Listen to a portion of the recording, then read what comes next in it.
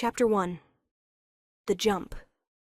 The rain hammered against Aurelio's floor-to-ceiling windows. Each droplet a tiny fist demanding entry into warmth I could never claim as my own. I moved through the dining room like a ghost, quiet, unnoticed, essential only in my absence.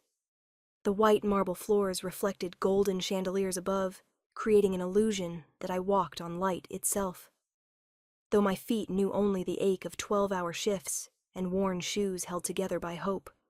"Table 7 needs water," Marcus hissed as he swept past.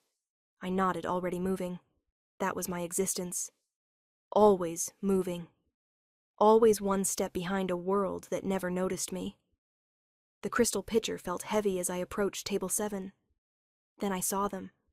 The booth in the far corner, the one reserved for people whose names appeared in newspapers. Never for good reasons, but always with respect threaded through fear. 3 men in suits that cost more than my yearly rent sat in shadow and cigarette smoke. No one would tell them to stop. No one would dare. But it wasn't the men that made my breath catch.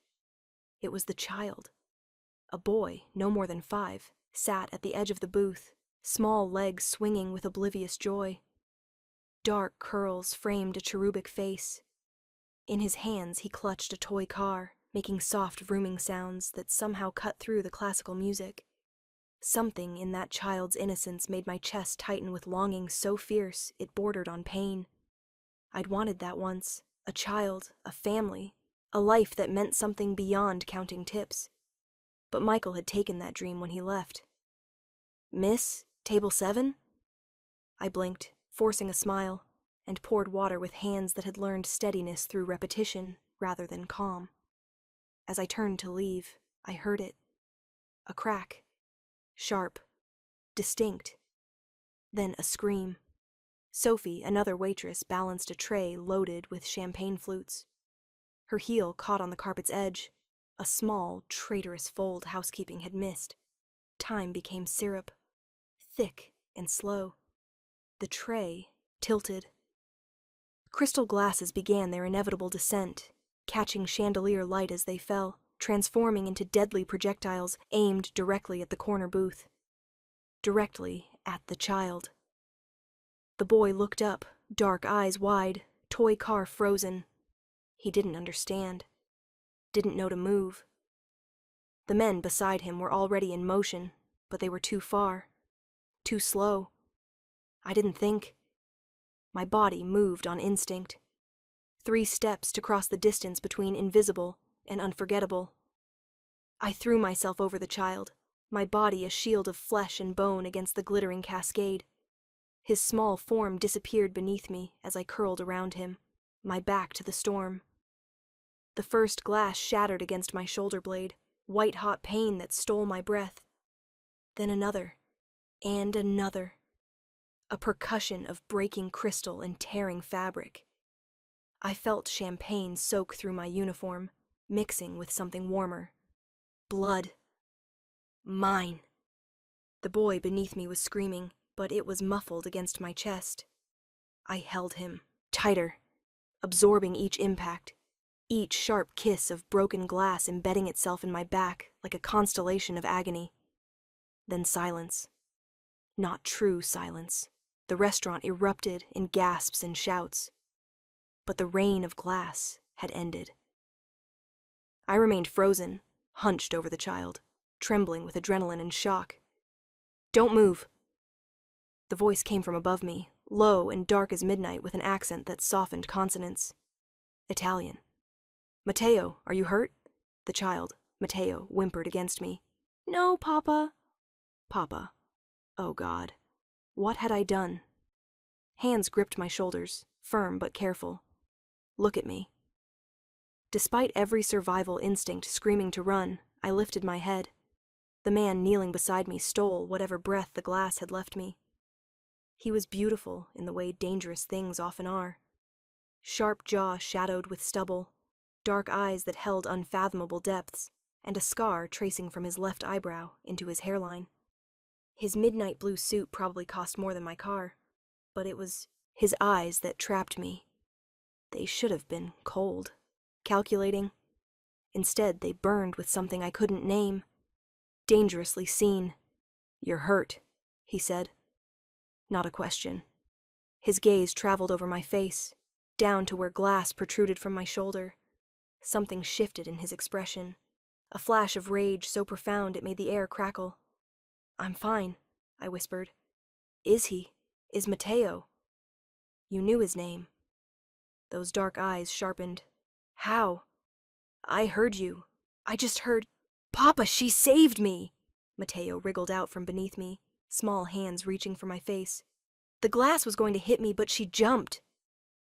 The man remained utterly still, his hand on my shoulder. Around us, the restaurant held its breath. "What's your name?" Not a request. "Elena," I managed. "Elena Santos." "Elena." He repeated it slowly, tasting each syllable. Somehow my name became something else entirely in his mouth, something precious and dangerous. "I am Dante Moretti." The name landed like a stone in water, ripples spreading outward. I watched understanding dawn on faces around us. The staff who'd worked here longer. The manager, who suddenly appeared looking pale and terrified. Moretti. The family that owned half the city's underbelly and enough legitimate businesses to pretend at respectability. I'd thrown myself over the son of the most dangerous man in the city. I should clean up. You need a hospital. Dante's hand tightened on my shoulder, gentle but immovable. "Marco." He didn't raise his voice, but one of the men materialized instantly. "Call Dr. Russo. Tell him to meet us at the estate." "Sir, really, I can just go to the ER. You saved my son." He finally released my shoulder to stand, towering over me. "You threw yourself into harm's way for a child you don't know. Whatever you had before this moment, your plans, your debts, your life, it's changed now, Elena Santos." His eyes held mine, dark and inescapable. "I pay my debts, and this debt I will spend as long as necessary to repay." It should have sounded like gratitude. Instead, it sounded like a threat, or a promise, or something far more dangerous than both. Dante extended his hand to help me up, and I stared at it. Elegant fingers, a platinum watch, a single ring bearing a crest I didn't recognize. I knew that taking it would mean crossing a threshold I could never uncross. But what choice did I have? I'd already thrown myself into his world. I placed my trembling hand in his, and his fingers closed around mine with the finality of a door locking. Chapter 2. The estate, the leather seats of Dante's car smelled like money and danger. I sat rigid in the back, acutely aware of Matteo pressed against my uninjured side, his small hand clutching my uniform. Dante sat across from us, his body angled toward me with focus that made my skin prickle. "Does it hurt?" Matteo asked, voice small. "A little," I admitted, though a little was generous. "You're very brave," Matteo said, dark, eyes studying my face with disconcerting intensity. "Like the heroes in my books. Are you a hero?" "No, sweetheart. I'm just a waitress who has excellent instincts." Dante cut through my self-deprecation, and poor self-preservation. His eyes hadn't left me since we'd entered the car. Most people would have looked away. Why didn't you? The question hung in the air, deceptively simple. I could feel the trap in it. "He's a child," I said quietly. "That's reason enough." Something flickered in Dante's expression. Surprise, perhaps, or recognition. "You have children of your own?" "No." The word came out harder than intended. "No children, no family, just me." "Just you," Dante repeated, making it sound less like loneliness and more like possibility. "No one will be worried about your absence tonight." The implications made my stomach twist.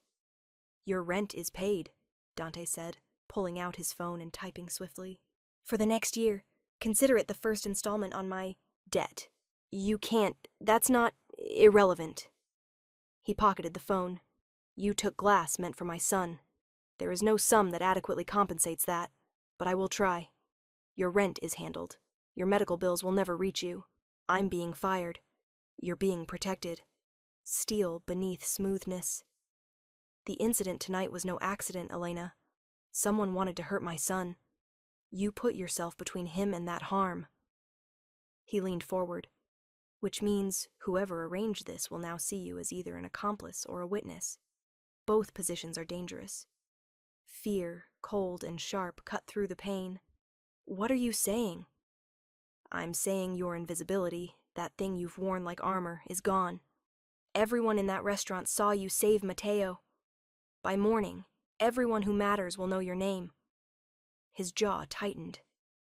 I cannot give you back your anonymity, but I can give you my protection. The question is whether you're smart enough to accept it. The car glided through gates, revealing a driveway lined with manicured hedges. The estate beyond looked like something from a magazine, modern architecture softened by Italian elements, all stone and glass. A fortress dressed as a home. I don't understand what's happening, I whispered. This morning, I woke up worried about tips and rent. Now I'm with someone who owes you everything, Dante finished quietly, and who pays his debts, Elena. Always. Chapter 3. Blood and Stitches. Inside, a woman in her 60s appeared, severe in black dress and pearls, eyes widening at the state of me. Dio mio, Dante, what? Matteo is fine, Agnes. This is Elena. She saved him. Dante guided me toward a hallway. Prepare the blue guest room. She'll be staying with us. What? No, I can't. What you have, Dante said, steering me into a room that looked like a luxury suite, is multiple lacerations and shock. What you need is medical care and rest. Argue with me tomorrow when you're not bleeding. He lowered me onto a massive bed, then stepped back to let Dr. Russo approach. But he didn't leave. I'll need to remove her shirt, the doctor said gently. I'll turn around, Dante said. But he didn't offer to leave. The doctor helped me ease the ruined uniform off. I heard his sharp intake of breath. 15 lacerations, 3 pieces of glass still lodged. She's lucky. Nothing hit anything vital, but she'll have scars. Make them as minimal as possible. Dante's voice was flat, but I heard rage beneath. Whatever you need, whatever specialists... This will hurt, the doctor warned me. I nodded, gripping the bed's edge. Instead of pain, I felt warm fingers wrap around mine. Dante had moved, without sound, now kneeling beside the bed, his hand engulfing mine. Look at me, he commanded softly. Not at what he's doing. At me. I met his eyes, those dark, fathomless eyes, and tried to find something to anchor to as the doctor began his work. Tell me about yourself, Elena Santos, Dante said, thumb stroking circles on my hand, a distraction I desperately needed. Where are you from? Here, I gasped as the first piece of glass came free. Born in the city, East Side. My parents... I broke off, breathing hard. Your parents, he prompted, grip tightening. Dead. Car accident when I was 19. I've been on my own since. The words came easier than expected, pulled out by pain and those circling fingers. And before tonight, what did you want? His question was strange, intimate. I bit my lip as another shard emerged. I wanted to be someone who mattered, someone people remembered. Tears burned behind my eyes. Stupid, right? The girl who wanted to be invisible wanted to be seen. Not stupid, Dante said quietly. Universal. We all want to matter. We just go about it differently. I built an empire. You saved a child. Which do you think history will judge more kindly? The question was so unexpected I almost laughed. You're asking me to judge you? I'm asking you to see me. Really see me. Not the name or reputation. His eyes held mine. Because I see you, Elena. And I think I'm only beginning to understand what I've found. His words settled over my skin like a brand. All done, the doctor announced, applying bandages. Keep them clean and dry. Come back in a week. After he left, I sat on the bed in just my bra and uniform pants, bandages covering my back, feeling more exposed than I'd ever been. Dante crossed to a dresser, pulled out a silk shirt. Arms up. I can dress myself. Indulge me. He knelt, helping guide my arms into sleeves with devastating care. His fingers worked the buttons slowly, knuckles occasionally brushing my collarbone. Why are you doing this? I whispered. Why do you care so much? His hands stilled on the final button. He looked up at me, so close I could see gold flecks in his dark eyes. Because you jumped, he said simply, without hesitation, without knowing who we were, without calculating cost. Do you know how rare that is? True selflessness. His hand cupped my face. How could I not care about someone capable of that? I don't belong in this world. I don't know the rules. I'll disappoint you. You already exceeded every expectation by breathing. His thumb traced my cheekbone. Sleep now. Tomorrow we'll discuss your new reality. But tonight you're safe. I promise you that. Safe. As I watched him leave, I wondered if safety in Dante Moretti's world was just another word for captivity, and why the thought didn't terrify me as much as it should. Chapter 4. Morning. After I woke to sunlight and the sensation that my entire back had been set on fire, the clock read 10:47 a.m. I'd slept 13 hours. Panic hit. My shift at Aurelio's had started at 6. Then I remembered, no more Aurelio's. No more invisibility. No more normal. A soft knock. Miss Santos? May I come in? Agnes entered with a breakfast tray and news. Mr. Moretti asked me to bring you breakfast. Dr. Russo will be here this afternoon. She hesitated. He also asked me to show you the wardrobe he had delivered. Wardrobe? Agnes opened the closet, revealing thousands of dollars worth of clothing. Jeans, dresses, casual wear, all in my exact size. Shoes from sneakers to heels. When did he... Mr. Moretti is very efficient when properly motivated, Agnes said dryly. He's asked to see you when you're ready. No rush, he said. She almost smiled. Though he's been checking on you every hour since dawn. Matteo, too. The boy is quite taken with you. After she left, I sat stunned.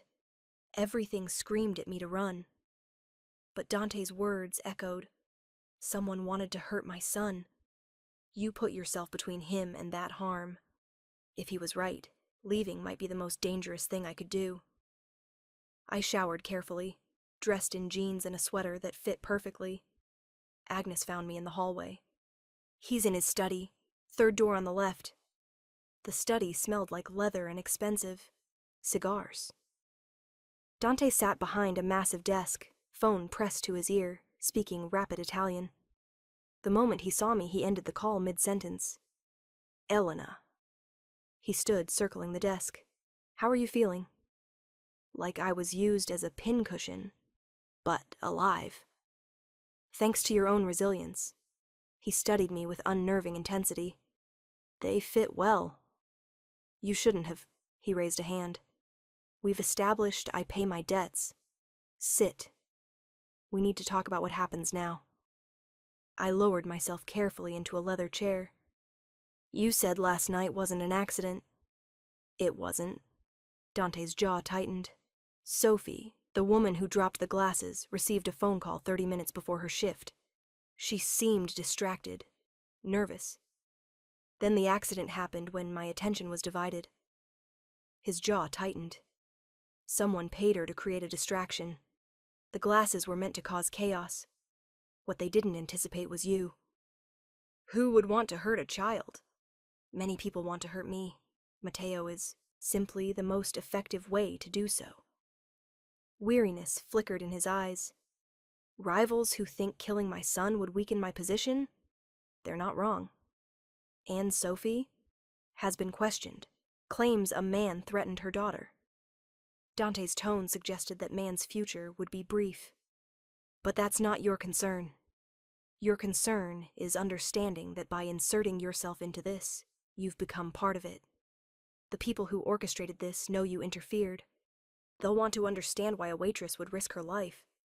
Because it was the right thing to do. Not everything is a calculation. I know. His interruption was soft. That's what makes you dangerous, Elena. Your goodness in a world built on calculated cruelty. It makes you unpredictable, valuable. The way he said valuable made me feel like a commodity. So what am I? A prisoner? What's my role? Dante, he corrected. And you're whatever you want to be. But you'll be it here, under my protection, until the threat is neutralized. How long will that take? His smile was sharp. As long as necessary. Chapter 5. The threat a knock interrupted. Marco entered, expression grim. Boss, we've got a situation. The Calabrese family is requesting a meeting. They say it's about last night. Dante's body went rigid. When he spoke, his voice could have frozen flame. When? Tonight. Neutral ground. They're claiming innocence. Convenient. Dante stood, buttoning his suit jacket. Tell them I'll meet them. Prepare the usual precautions. His gaze flicked to me. Arrange additional security for the house. No one gets within 100 yards of Elena or Matteo. After Marco left, silence stretched. You're going to meet with people who might have tried to kill your son. I'm going to meet with people who want me to believe they had nothing to do with it. Dante moved toward me. Whether they're telling the truth or setting a trap remains to be seen. He reached out, fingers ghosting along my jaw. You'll stay inside today. Matteo has been asking about you. Perhaps you could keep him company. It wasn't really a question. And tonight? Tonight you'll stay locked in this house with enough security to protect a head of state. And you'll trust that I know what I'm doing. His thumb traced my lower lip. I won't let anything happen to you. You saved my son. That makes you mine to protect. I'm not yours, I whispered. Not yet, Dante agreed. But you will be, Elena Santos. Whether you realize it yet or not, the moment you threw yourself over Matteo, you became mine. The only question is how long it takes you to stop fighting it. Then he was gone. Chapter 6. Matteo.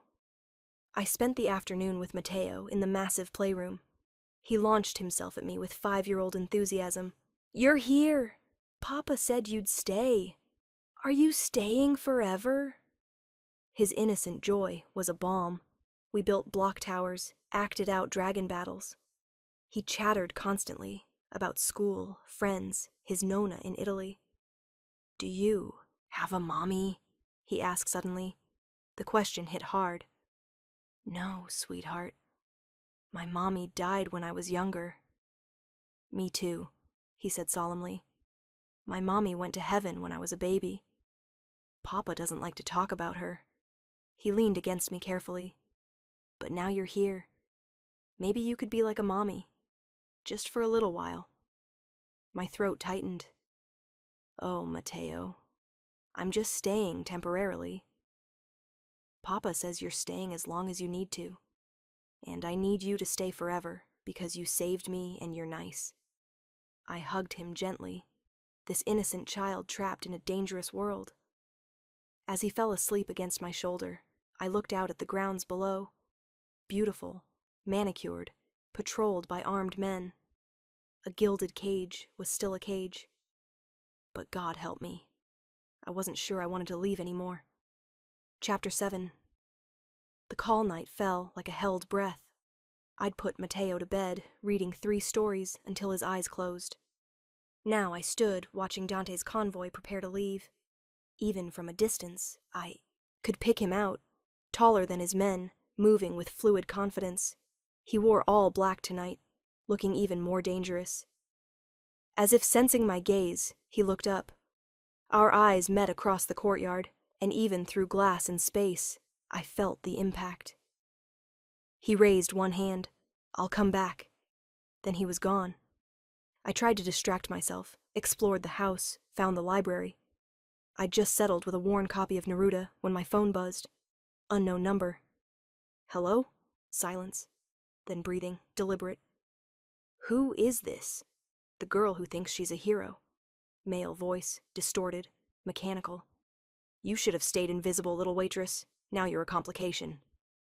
Ice flooded my veins. You threw yourself over Dante Moretti's bastard son. Very noble. Very stupid. A pause. Did he tell you what happens to complications in our world? They disappear, Elena Santos. They cease to exist. The line went dead. I sat frozen, Neruda forgotten. They knew my name. They had my number. They could reach me, even here. The door burst open. Marco, expression severe. Miss Santos, I need you to come with me. Now. What's wrong? Is Mateo? The boy is fine. We have a situation. Move. He led me through corridors, downstairs that descended into the earth. A panic room. The space looked like a command center. Monitors displaying security feeds, communication equipment, armed guards. What's happening? I demanded. Where's Dante?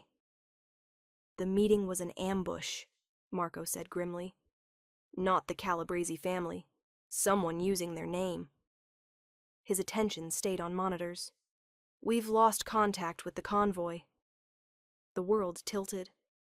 Lost contact? It means someone is making a play tonight and they're using you as bait. He looked at me. How did they get your number? I don't know. Someone called me 10 minutes ago. They knew my name, what I did for Mateo.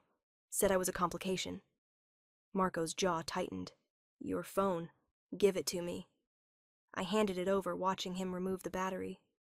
They were tracking you. Minutes stretched into eternities.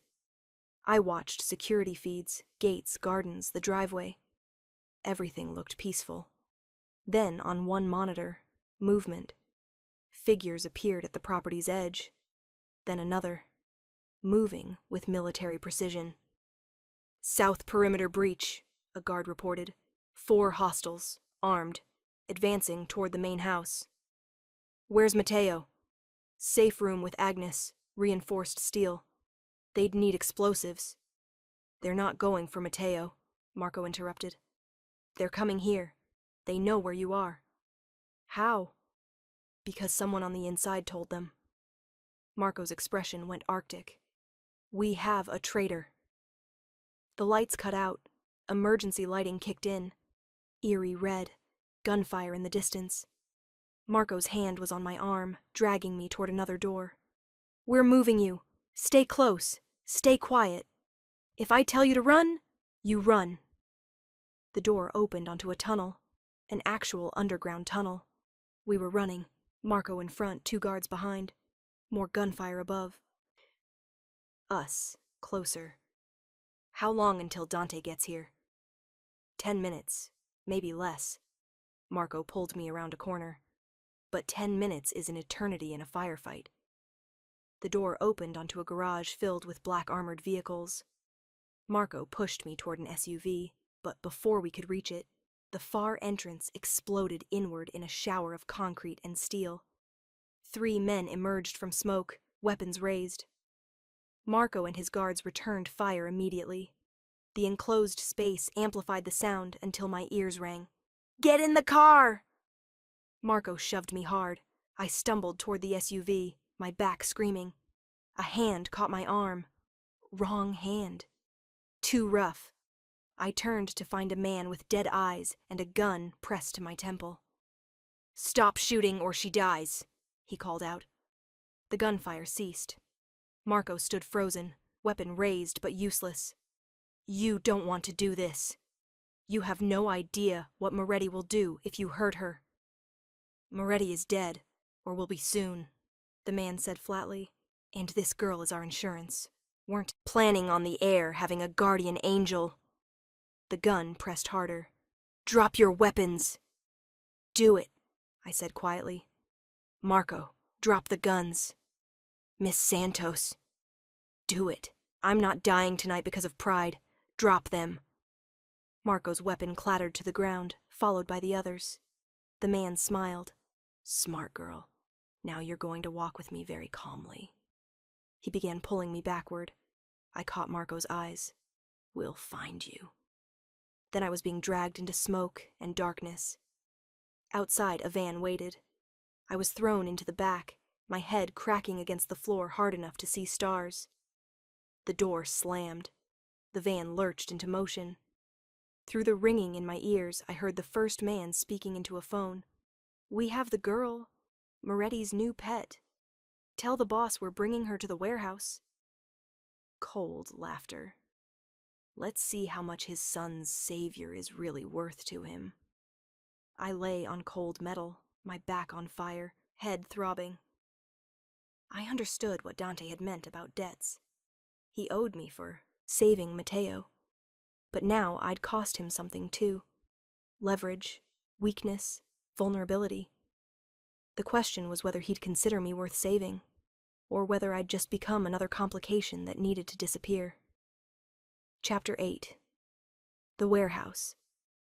The warehouse stank of oil and salt water. They'd tied me to a chair in the center of the vast space, left me under watch of a single guard, while the others prepared for Dante's arrival. Because he would come. We all knew it. "You're very calm," the guard observed, smoking near a pillar. He was younger, maybe mid-20s, with a scar bisecting his eyebrow. Most people would be crying. Would it help? He considered this. No, but it would be more entertaining. "Sorry to disappoint." A ghost of a smile. "You really jumped on broken glass for the Moretti kid. That wasn't propaganda." It was instinct. I shifted, and pain lanced through my back. The rough handling had torn stitches. I could feel warmth soaking into my sweater.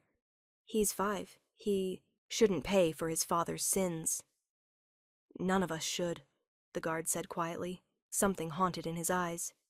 "But we do anyway." Before I could respond, the main entrance burst open. Not subtle. This was someone who wanted his arrival known, feared, felt. Dante Moretti walked in surrounded by armed men. Even from across the space, I could feel fury radiating from him. His suit was torn, blood spattered across his shirt. But he moved with predatory purpose. His eyes found me immediately, and something in his expression made my breath catch. "Mine," that look said, "and you've taken what's mine." The man who'd held the gun to my head, Russo, stepped forward from shadows. "Moretti, glad you could join us." "Russo." Dante's voice could have frozen blood.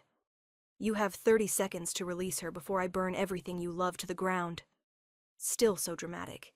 Let's talk like civilized men. "You have something I want." 15 seconds. Dante hadn't moved, but every man in his contingent had hands on guns. "You're bluffing!" The shot rang out. The young guard dropped, perfect hole in his forehead. Dante hadn't even looked at him. His eyes remained on Russo. 10 seconds. And that wasn't a warning. That was a demonstration. The warehouse erupted. Russo's men drew weapons.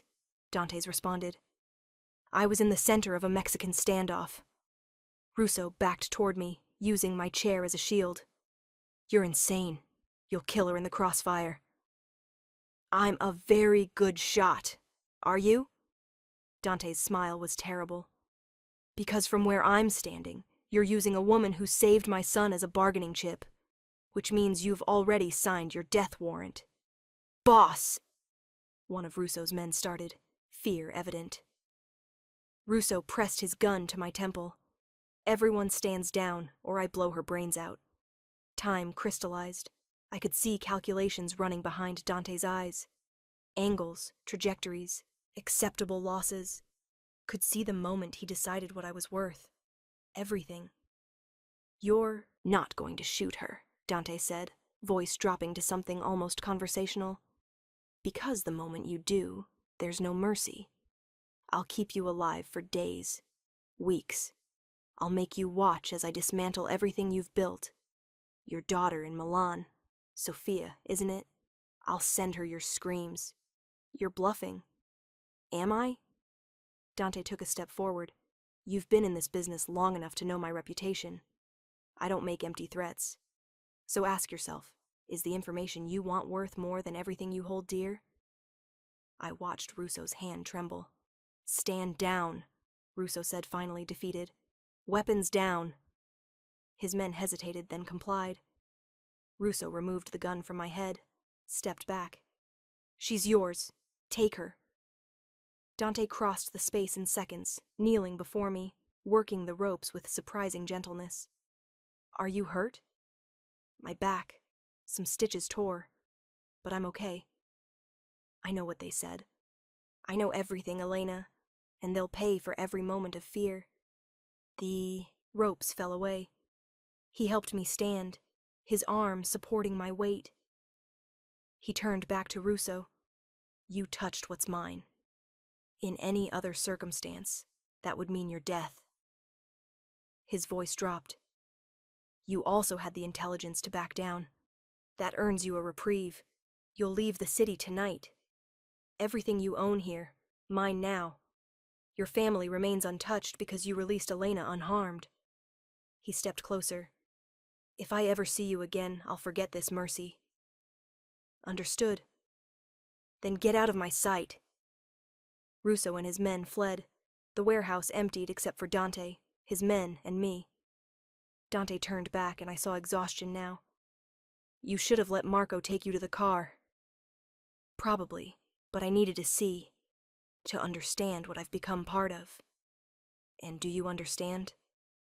His arms wrapped around me carefully.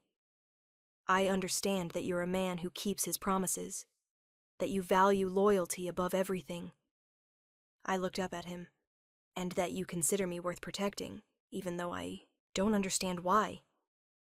Because you jumped, he said simply, hand cupping my face. Because when faced with a choice, you didn't hesitate.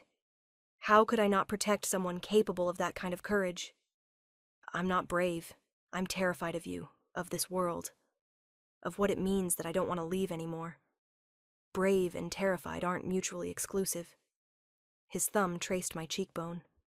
You can still leave. I'll set you up somewhere safe. New identity, money. You don't have to stay. The offer was genuine, but the thought of leaving felt like suffocation.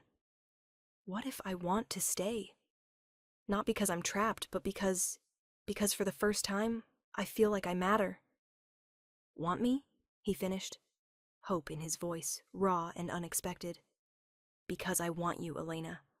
I've wanted you from the moment you threw yourself onto that glass. You've become essential to me. But I need you to be sure. This world isn't kind. Once you're in, there's no going back. I thought of my studio apartment, shifts at Aurelio's, a life measured in tips and invisibility. Then I thought of Matteo's hand in mine, Dante's fierce protection, feeling valued, seen, necessary. I'm sure. I choose this. I choose you. Chapter 8. The warehouse. Conclusion. I'm sure. I choose this. I choose you. Dante's expression transformed, relief and possession, and something deeper flooding his features. Then you're mine, Elena Santos, completely. And I take care of what's mine. He kissed me then, there in the warehouse, surrounded by his men and echoes of violence.